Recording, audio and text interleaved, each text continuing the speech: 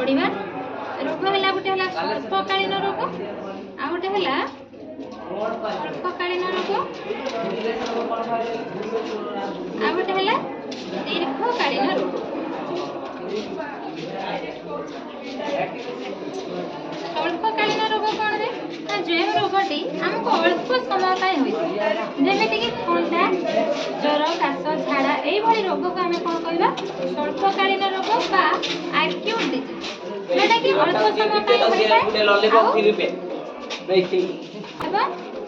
छाड़ी दे 3 दिन धरिक हम एक छाड़ी दे किंतु दीर्घकालीन रोग कौन ना एमती गोटे रोग जोटा कि बहुत दिन धरिक आमको होता है तार कौन से रोगर चिकित्सा आम जीवन सारा होता जमीक डायबिटीज थायरॉइड कैंसर यही रोग को आम कौन कहता दीर्घकालीन रोग बा क्रॉनिक डिजीज है। 2 प्रकार डिजीज पड़े स्वल्पकालीन रोग बा एक्यूट डिजीज दीर्घकालीन रोग बा क्रॉनिक डिजीज। रोगर कारण कौन विषय पढ़ा रोगर कारण कौन ना ये प्रश्न कारण खोजी आम अनेक उत्तर पाई रोगर गोटे कारण हुए रोग पर विभिन्न प्रकार कारण कौन ना उदाहरण जो शिशुटी तरल झाड़ा आक्रांत है यार कारण कौन होता है खाद्यर कौन परिवर्तन हो पारे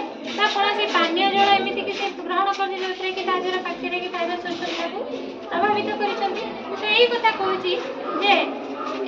एक अणुजीव जनित रोग एठार प्रश्न उठे ये रोग अणुजीवटी केउठारु किपरि शिशु शरीर को प्रवेश कला खाद्य माध्यम गला कि जल माध्यम गला जेहेतु ये रोगटी जटिल बाहित रोग जलवाहित रोग तेणु आम निश्चित भाव कहीपर जे अपरिष्कृत पानीय जल पीवा जो पिलाटी को तरल जल जनित रोग एठार पुणी प्रश्न उठे ये जो अनेक शिशु गोटे गाँव कौन गोटे शिशु रोज अनेक गुड़िया शिशु रोच तो देखी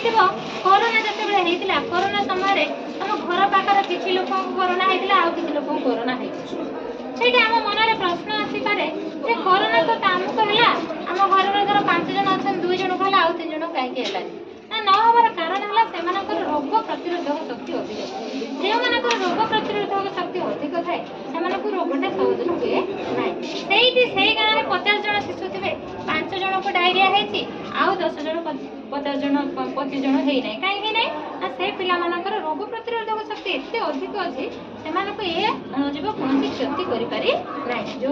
शरीर रोग प्रतिरोधक शक्ति कम ताकू यथा बहुत शीघ्र कौन गोटे रोग आफेक्ट कर बुझिपारे कि नहीं से विषय कहला तापर कौन ना किसी पिला अच्छा खाद्य पाऊना गाँव में भी आम किसी पिला अच्छा खाद्य अभाव जनित मैंने खाद्य ठीक पोषण पुष्टिकर खाद्य पाई पारना जहाँद्वारा कि शरीर में रोग प्रतिरोधक शक्ति बढ़ुना से विभिन्न प्रकार रोग माड़ी बसुना भाव में आम रोग कारण